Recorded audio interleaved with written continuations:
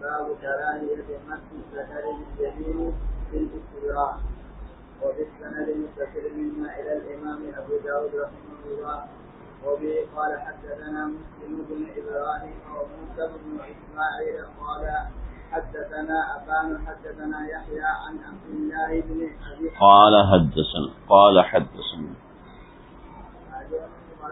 قال پڑھنا ہوگا نا، ہر حدثنا کے درمیان میں قال پڑھنا ہوگا، پہلے دن سے بتا رہا ہوں بھائی. قال حدثنا يحيى عن عبد الله بن أبي قتادة عن أبي رضي الله عنه قال نبي الله صلى الله عليه وسلم إذا بال أحدكم فلا يمس ذكره بيمينه وإذا أكل فلا يتمسح بيمينه وإذا شرب فلا يشرب نفسا واحدة. ہاں اگلی روایت آپ پڑھیے. وبه قال، بس ٹھیک ہے، وبه قال.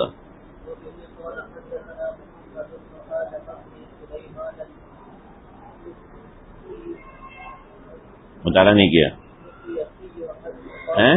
مس یس یو کہاں سے آ گیا؟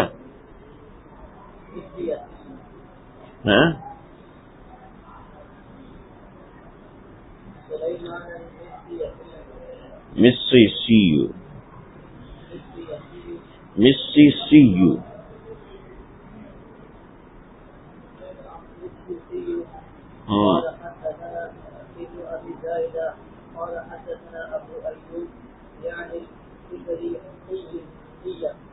نہیں، مطالعہ نہیں کیا. آپ پڑھیں، آپ پڑھیے جی، یہیں سے پڑھیے. حدثنا محمد بن آدم.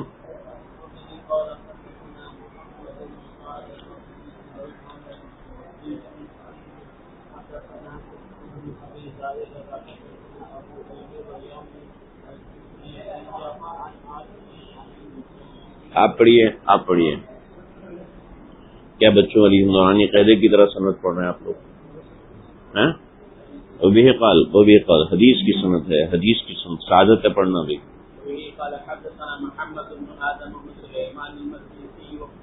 آدم بن سلیمان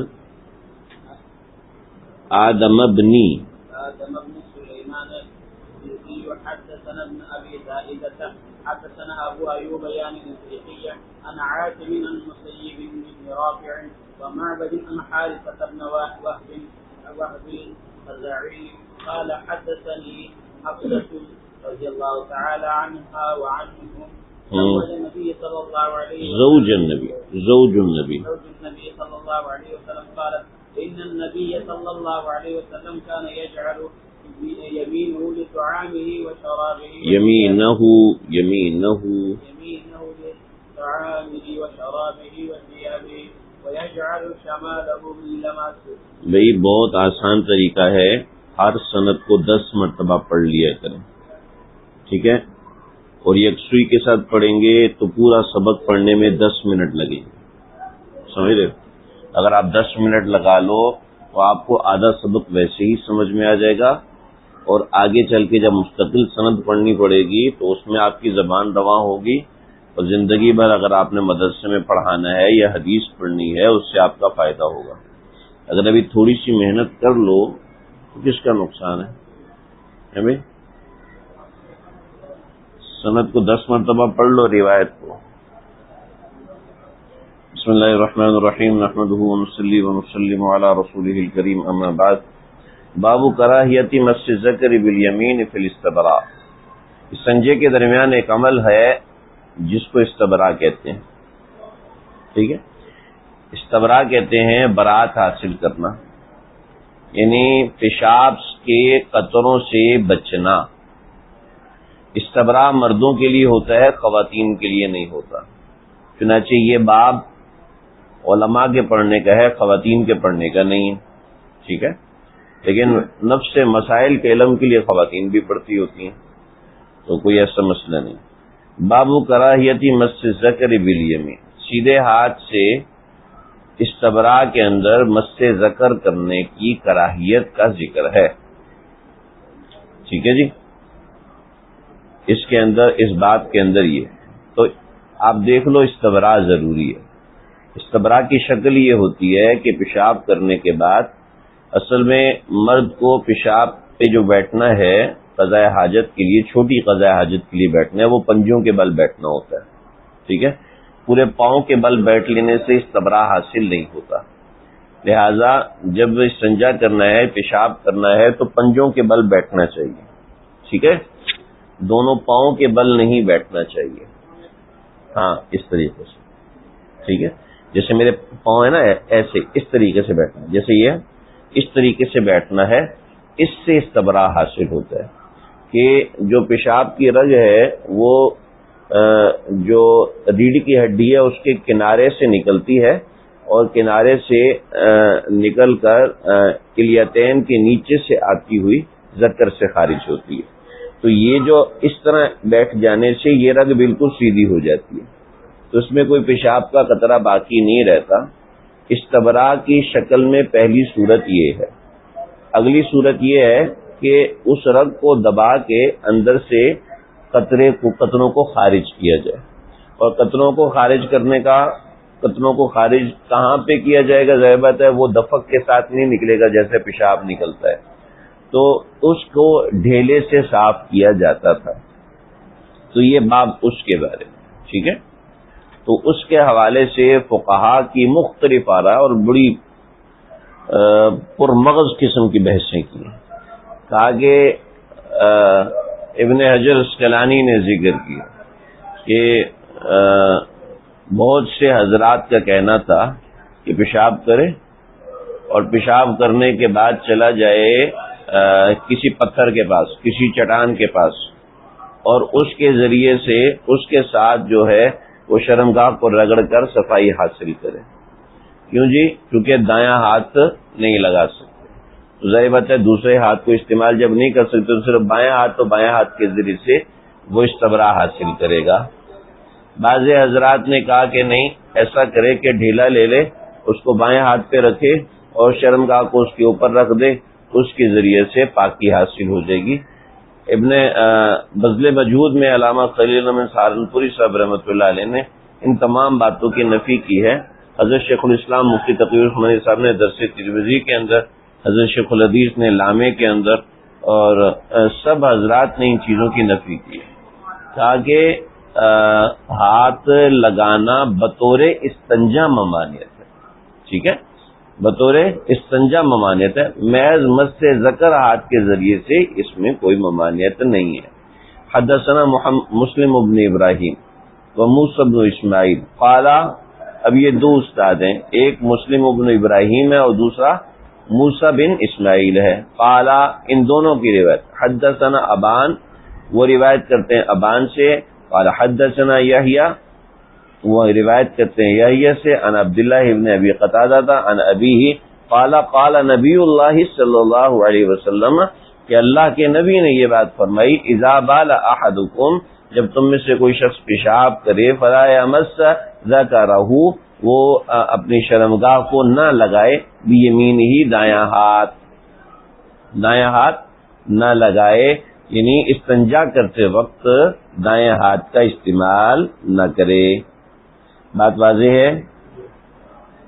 آگے دیکھو، وَإِذَا أَتَى الْخَلَا، جب کوئی بیت الخلا آئے، فَلَا يَتَمَسَّحْ بِيَمِينِهِ، تو مسح نہ کرے دائیں ہاتھ کے ساتھ، ٹھیک ہے؟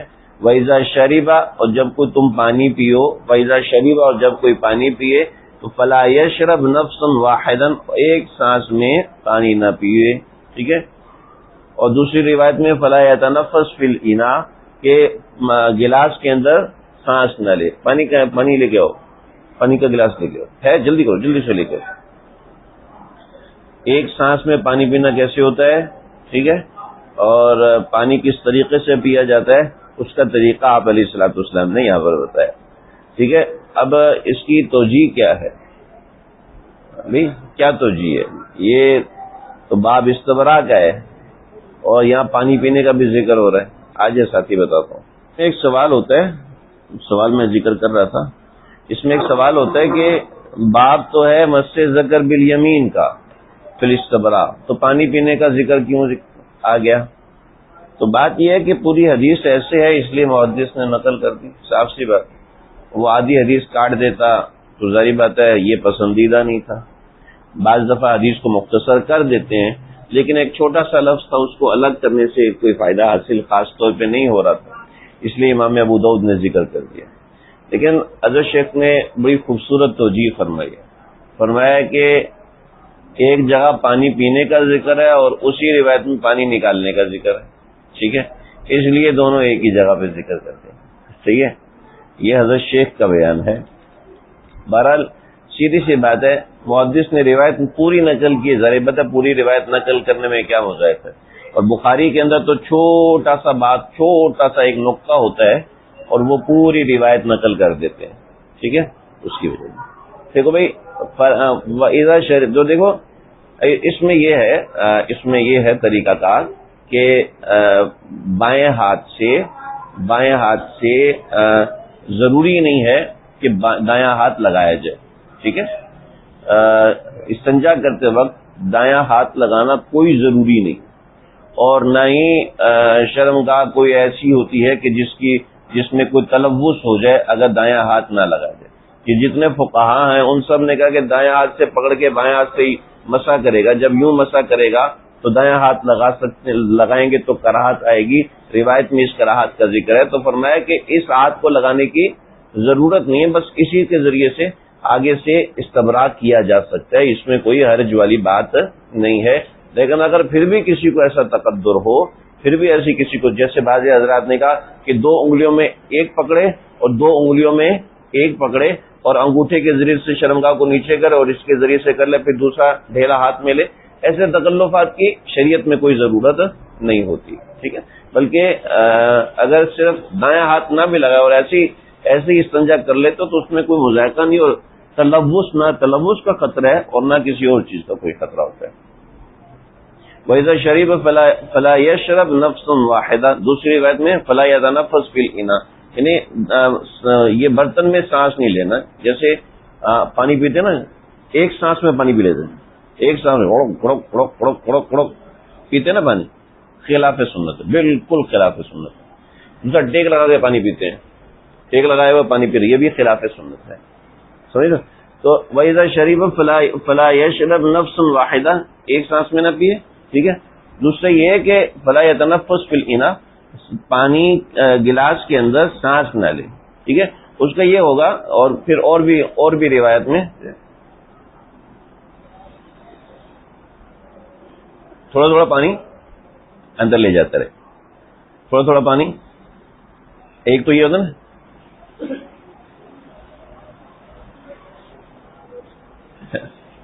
یہ بھی ہے، اس کا بھی ذکر ہے، وَإِذَا شَرِبَ فَلَا يَشْرَبْ نَفْسٌ وَاحِدَةٌ، ایک ہی دفعہ میں نہ پیے، تھوڑا تھوڑا کر کے اندر لے جاتا ہے،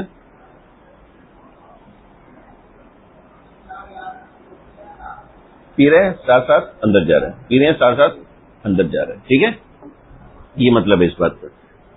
چلے بھی سمجھ میں آ گئی۔ حدثنا محمد بن آدم بن سلیمان المسیسی قال حدثنا ابن ابی زائدہ، مسیسی یہ شام کا ایک علاقہ ہے، اس کی طرف ان کی نسبت ہے۔ حدثنا ابن ابی زائدہ قال حدثنا ابو ایوب یعنی الافریقی، ابو ایوب کے بارے میں بہت اختلاف ہے، بعض حضرات نے ذکر کہ عبداللہ بن زیاد بن غنم ہے، جیسے کہ ابو داؤد کی شرح غایۃ المقصود کے اندر اس کے حوالے سے تفصیلات ہے، وہ کہتے ہیں عبداللہ بن زیاد بن الغنم، اس سے یہ مراد ہیں، اور علامہ خلیل احمد سہارنپوری صاحب رحمۃ اللہ علیہ نے بعض شراح حدیث کی معرفت نقل کیا ہے کہ نہیں، اس سے عبداللہ بن علی مراد ہیں، عبداللہ بن علی افریقی جو کہ مشہور ہیں اور ثقہ بھی ہیں، ٹھیک ہے۔ عبداللہ بن زیاد بن غنم کے بارے میں بہت سی جگہ پہ کلام ہے اور یہ یہاں پر مراد ہو بھی نہیں سکتے، عبداللہ بن علی بزل کے اندر ہیں، عبداللہ بن علی مراد ہے ابو ایوب سے، الافریقی، افریقی کے نام سے یہ مشہور تھے، افریقی کی نسبت سے مشہور تھے۔ ان عاصم ان المسیب بن رافع و معبد، مسیب بن رافع اور معبد یہ دونوں اس کی شاگرد ہیں، وہ روایت کرتے ہیں دونوں، ان حارثہ بن وہب الخزاعیہ، یہ حارثہ بن وہب خزاعی سے نقل کرتے ہیں، قال حدثتنی حفصہ، روایت کرتی ہیں حضرت حفصہ، سیدنا حفصہ امہات المومنین میں سے، وہ روایت نقل کرتی ہیں، کیا ہے؟ زوج النبی صلی اللہ علیہ وسلم، جو آپ صلی اللہ علیہ وسلم کی اہلیہ ہیں،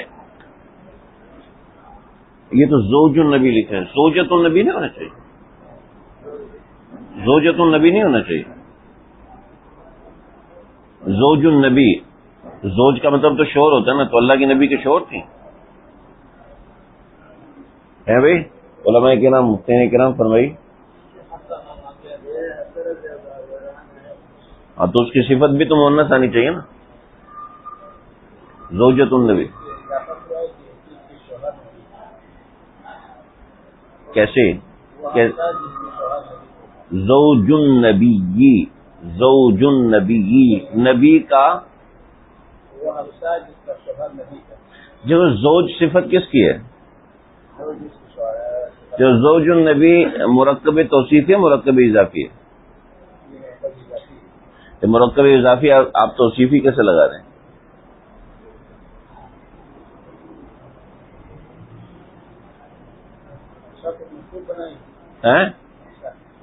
حفصہ موصوف ہے، زوج النبی مضاف الیہ بن کے صفت بنے گی، تو صفت تو مطابق ہونی چاہیے.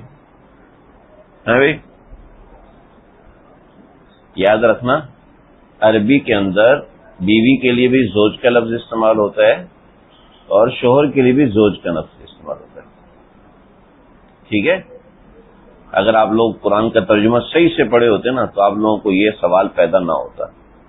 ٹھیک ہے؟ قرآن میں استعمال ہوا. سورہ تحریم پڑھو ذرا.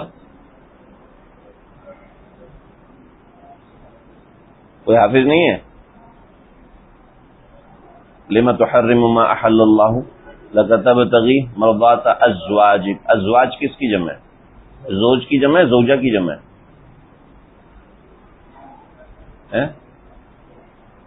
ازواج کس کی جمع ہے؟ زوج کی جمع ہے یا زوجہ کی جمع ہے؟ زوج کی جمع ہے. تو عربی زبان میں زوج کا لفظ مذکر کے لیے بھی استعمال ہوتا ہے، مؤنث کے لیے بھی استعمال ہوتا ہے. ٹھیک ہے جی؟ تو زوج النبی آپ یہ جو ہم استعمال کرتے ہیں نا سراجی کے اندر زوجہ، اور ایسی اس میں زوجہ کا لفظ استعمال کرتے ہیں، یہ اپنی آسانی کے لیے استعمال کرتے ہیں. ٹھیک ہے؟ ورنہ زوجہ کا لفظ غلط ہے، زوجہ کا لفظ کہیں بھی نہیں ہے. ٹھیک ہے؟ جہاں بھی زوجہ کا وہ اہلیہا کا لفظ استعمال ہوا. ٹھیک ہے؟ وہ اہلیہی کا لفظ استعمال ہوا. ٹھیک ہے؟ تو زوج جو ہے، زوج کا جو لفظ ہے یہ مذکر کے لیے بھی استعمال ہوتا ہے، مؤنث کے لیے. تو چونکہ حدیث تو صحیح والی عربی ہے نا، تو سمجھ رہے ہیں؟ حفصہ زوج النبی صلی اللہ علیہ وسلم قالت، آپ نے فرمایا ان النبی صلی اللہ علیہ وسلم کان یجل یمینہ لطعامی وشرابی وثیابہ.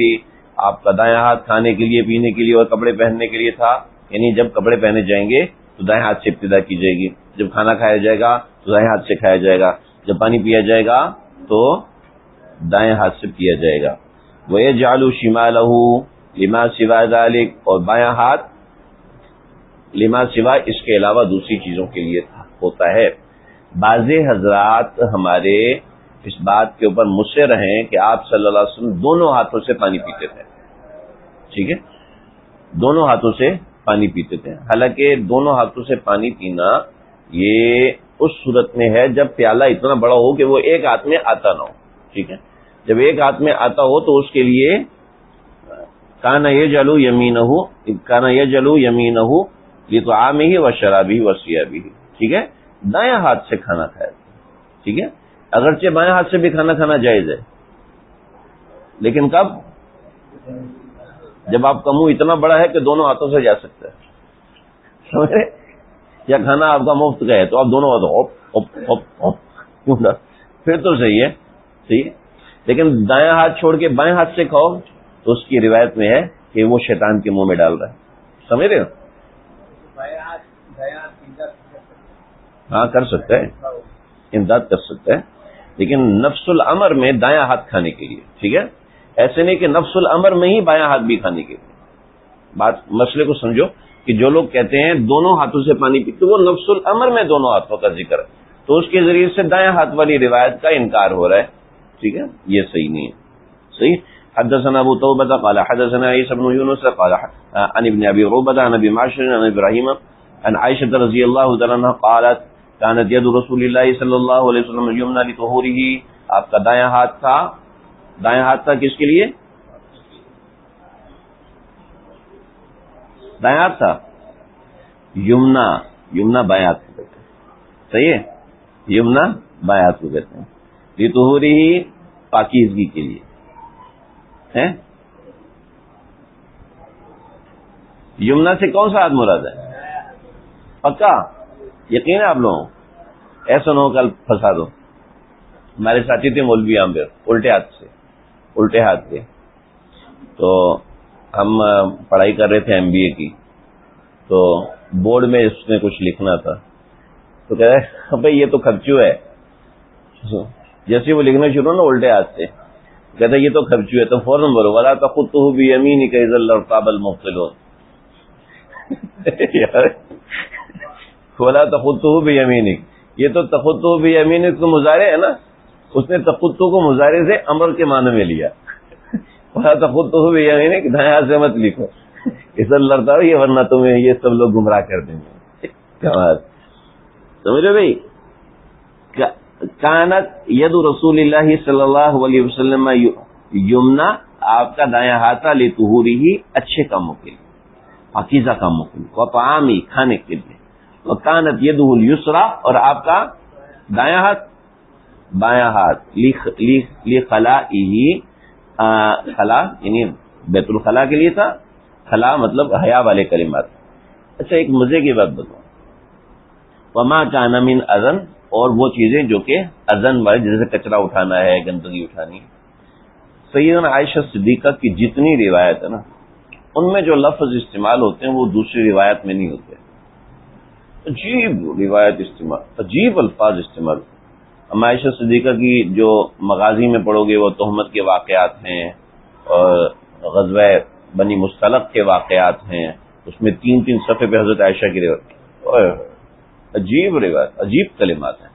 تو سیدنا عائشہ کی جتنی روایت ہے نا، ان کے الفاظ بڑے زبردست ہوتے ہیں، بڑے خوب۔ حضرت عائشہ صدیقہ ایک مجلس میں ہزار اشعار پڑھتی تھی، تو وہ جو روایت کرتی ہیں وہ تو کمال کر دیتی ہیں، سمجھ رہے بھائی؟ مثلا کچھ کلمات تھے کہ میں نے 3 دن تک سوئی نہیں، تو اس کو ادا کیا، 3 دن تک میں نے نیند کا سرما اپنی آنکھوں میں نہیں پہنا۔ ہمارا یار ایسے خوبصورت کلمات ہیں عائشہ صدیقہ۔ حدثنا محمد بن حاتم بن وزیع قال حدثنا عبد الوهاب بن عطاء عن سعيد عن ابي معشر رضي الله عن ابراهيم عن الاسود عن عائشة رضی اللہ تعالی عن النبي صلی اللہ علیہ وسلم بمعناه۔ کیا مطلب ہے بھائی؟ ہیں اسی قسم تو پھر کیوں ذکر کیے؟ کیا ضرورت ہے ذکر کرنے؟ اتنا ٹائم فالتو ہے؟ دیکھو اسی روایت کی ایک اور سند ذکر کی، ٹھیک ہے، اور اس سند میں اور اس سند میں فرق ایک مزید ہے، اور وہ فرق ہے ان ابراہیم عن عائشہ، یہاں پہ ان ابراہیم عن الاسود ان عائشہ، ٹھیک ہے، درمیان میں اسود کا واسطہ آیا، ٹھیک ہے۔ تو یہ روایت زیادہ متصل ہے، وہ روایت ہو سکتا ہے اس میں کچھ انقطاع ہو، سمجھ رہے ہو بھائی؟ بات واضح ہے؟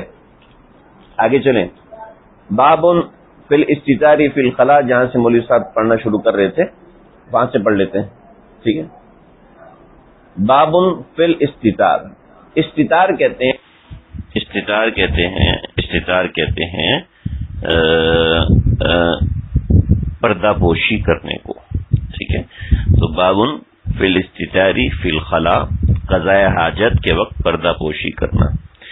دیکھو آداب سنجا کا پہلا باب جو تھا نا، باب التخلی عند قضاء الحاجہ، یہ گزرا ہے، وہاں پر بھی بات ذکر کی تھی، یہاں پر بھی بات ذکر کی جا رہی ہے۔ تو فرق کیا ہے؟ تو فرق یہ ہے کہ پہلے تخلی کا معنی تھا تنہائی اختیار کرنا، ٹھیک ہے، یعنی تنہائی اختیار کرنا مطلب ایک جگہ سے ہٹ کر دوسری جگہ چلے جانا، ٹھیک ہے۔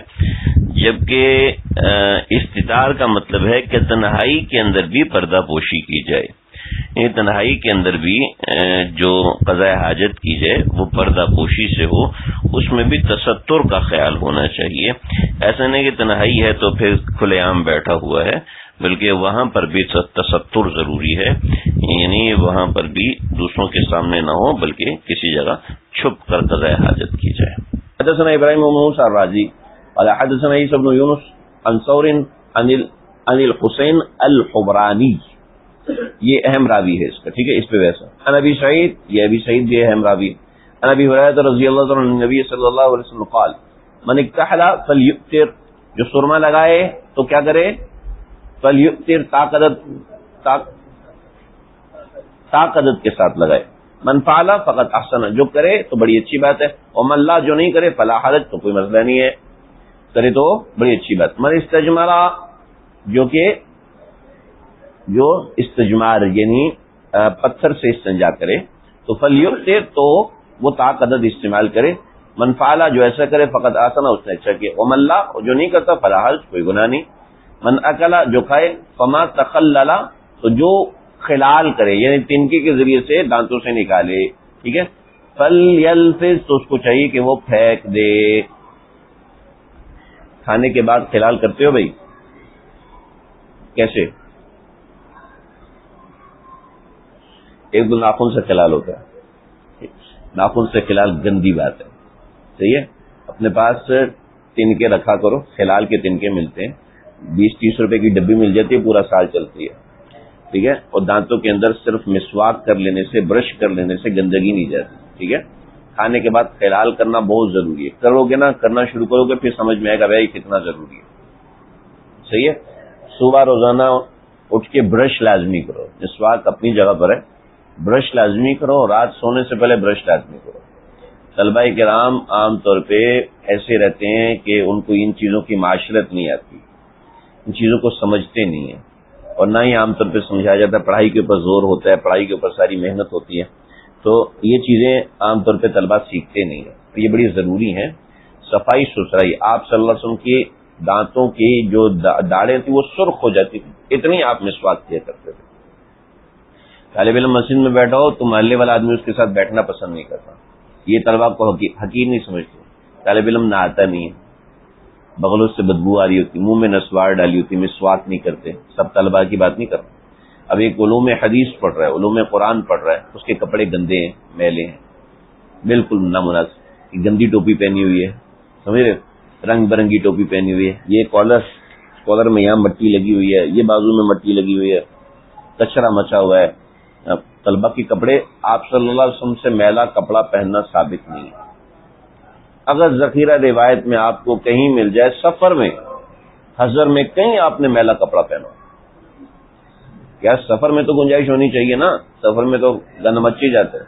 آپ نے کبھی گندا کپڑا نہیں پہنا، سمجھ رہے ہو. پیوند لگا ہوا پہنا ہے، پھٹا ہوا پہنا ہے، گندا کپڑا، میلا کپڑا نہیں پہنا. تو طالب علم میلا کچیلا ہو اور اس کے پاس علم آ جائے، ایسا کیسے ہو سکتا؟ سمجھ رہے، جب اللہ کے نبی کے پاس علم نہیں آ سکتا میل گندگی کے ساتھ، تو آپ کے پاس، ہمارے پاس کیسے آئے گا؟ صفائی کا اہتمام کو، خوشبو کا اہتمام کو، خوشبو آنی چاہیے طالب علم کے پاس، سمجھ. ایسی نہیں ہے کہ سامنے والے ساتھ بیٹھو چھینکے مار، چھینکے مارتا رہے، ایسا بھی نہ ہو. طالب علم 10 روپے کی 5 خوشبو آتے وہ لگا لیتے ہیں، تو بیٹھ ہی نہیں سکتا آدمی اس کے ساتھ، سمجھ رہے. ہمارے بیان میں ایک آدمی آیا، میری حالت خراب، میں نے کہا اس کو یار پیچھے لے جاؤ. اس نے پاؤڈر لگایا ہوا تھا سارا یہاں پر، وہ پاؤڈر اڑ رہا تھا، بیان ہی نہیں کرنا، سمجھ رہے. تو دیکھو صفائی ستھرائی، مسواک آپ کے پاس 2 مسواک کی ہونی چاہیے، ایک زیتون کی، ایک پیلو کی، ایک کالی اور ایک سفید. مسواک ہونی چاہیے آپ کے پاس، ٹھیک ہے. برش ہونا چاہیے، ٹوتھ پیسٹ ہونا چاہیے، صابن ہونا چاہیے. روزانہ صبح اٹھ کے صابن سے منہ دھوئے گا، ٹھیک ہے نا، صابن سے منہ دھوئے، سمجھ رہے ہیں. اور آپ کے پاس تیل کی بوتل ہونی چاہیے. یہ میں اپنی طرف سے نہیں کہہ رہا، آپ صلی اللہ علیہ وسلم کا وسادہ ہوتا تھا، اس میں سب چیزیں ہوتی تھی. حضرت ابن مسعود اٹھاتے تھے، اس میں تیل کی شیشی ہوتی تھی، اس میں سرما ہوتا تھا، اس میں یہ سب چیز ہوتی تھی. طلبا کو کرنی چاہیے، رہنے دو. داڑھی میں ماشاءاللہ تیل لگا ہوا زمانہ ہو چکا ہوتا ہے، طالب علم داڑھی میں تیل نہیں لگاتا. میں رومال لپیٹ گیا ہوں، داڑھی میں مٹی آ جاتی ہے. وہ میرا اتنا مذاق اڑاتے ہیں مدرسے والے، یہاں والے نہیں، پہلے اتنا مذاق ہوتا ہے، یہ تو پورا پیک ہو کے جاتا ہے. وہ کیا کریں، داڑھی کو خراب ہونے دیں. جتنا آپ خیال کر سکتے ہیں، اتنی اچھی میری نہیں ہے، لیکن پھر بھی انسان کو اپنا خیال کرنا چاہیے. داڑھی آپ کی گندی ہو، الجھی ہوئی ہو، اس کو تیل نہیں لگا ہوا، دوسرے کی داڑھی چمک رہی ہے، صاف ستھری نظر آ رہی ہے، اس سے فرق پڑتا نہیں پڑتا. آپ کو ایک مزے کی بات بتاؤں، رومال ہے آپ کے پاس؟ رومال ہے آپ لوگوں کے پاس؟ ہمارے جو بڑے حضرات ہیں نا، جب بیان کرنے بیٹھتے ہیں نا تو ممبر پہ بیٹھتے ہیں تو رومال یہاں رکھ لیتے ہیں. ہمارے طالب علم ان کو نخرے بڑے آتے ہیں، طلبا کو تو عادت ہوتی ہے نا، بھلے سے وہ بریانی کھلائے، بریانی کھلانے کے بعد کہتے ہیں بریانی میں تیل زیادہ تھا، کوئی نہ کوئی فائن قیلا تو کل تو نکالنا ہے نا، کچھ نہ کچھ تو نکالنا ہے، اچھی خاصی عبارت ہے اس میں اعتراض نکالنا ہمیں آتا ہے، بالکل آتا ہے، حدیث میں اعتراض نکال دیں گے بقیہ تو اور کی کیا بات۔ تو اب وہ طالب علم یہ کیا طریقہ یار، عجیب سی بات ہے۔ تو ایک دفعہ ایسا ہوا، کہتے ہیں میں ایسی تکلفات نہیں کرتا ہوں، تو ایک مرتبہ نا اس کو تلاوت کے لیے بلایا، تلاوت پہ بیٹھا نا تو اس کا ممبر تو اونچا ہوتا ہے نا، تو اس کا سارا ناڑا نیچے سے نظر آ رہا تھا، نیچے سارے بیٹھ کے دیکھ رہے، وہ کہتے مجھے دیکھ کیوں نہیں رہے، تمہیں دیکھتے تمہارے اس کو دیکھتے۔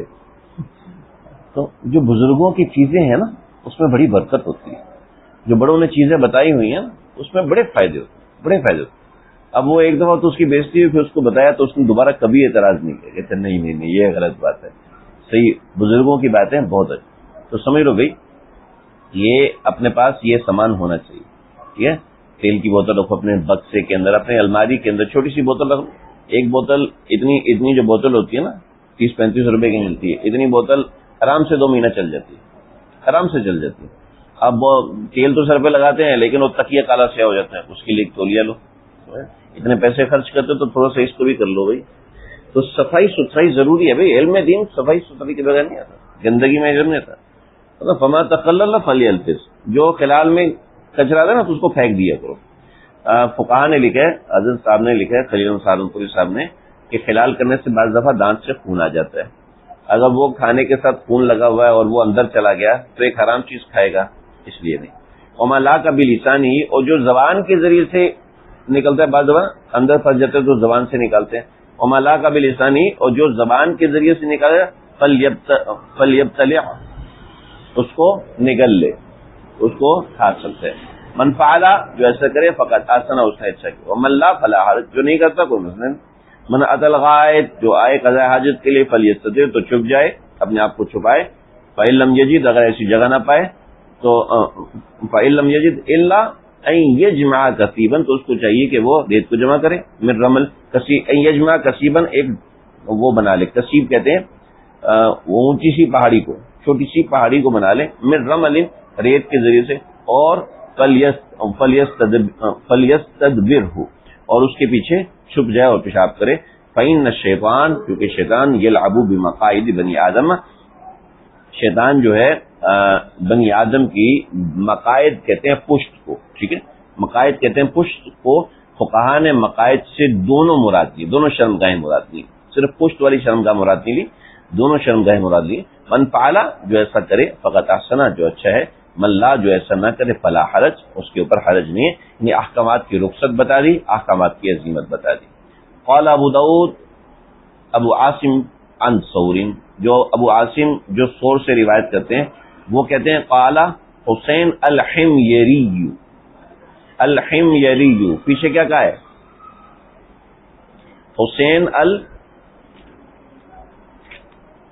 الحبرانی، حسین الحبرانی، جو ابو داؤد کے دوسرے استاد ہیں، ابو عاصم عن ثور۔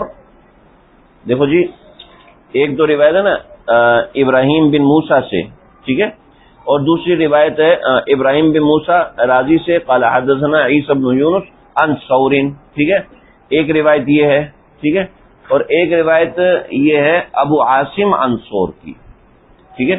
قال ابو داؤد، ابو عاصم عن ثور کی جو روایت ہے اس میں فرق ہے، کیا ہے؟ الحسین الحميري، حسین حميري ہے، اور اس ہماری پچھلی روایت میں حسین الحبرانی ہے، ٹھیک ہے، لیکن یہ اختلاف جو ہے وہ صرف لفظی اختلاف ہے، اس لیے کہ حمیر بڑا علاقہ تھا اور حبرانی اس کا چھوٹی بستی تھی، جیسے پاکستان بڑا ہے، کراچی اس کا چھوٹا ہے، تو ایسے حمیر جو ہے وہ بڑا علاقہ تھا، حمیر جو ہے وہ بڑا علاقہ تھا، اور جو ہے حبران وہ چھوٹا تھا اس کا، ٹھیک ہے۔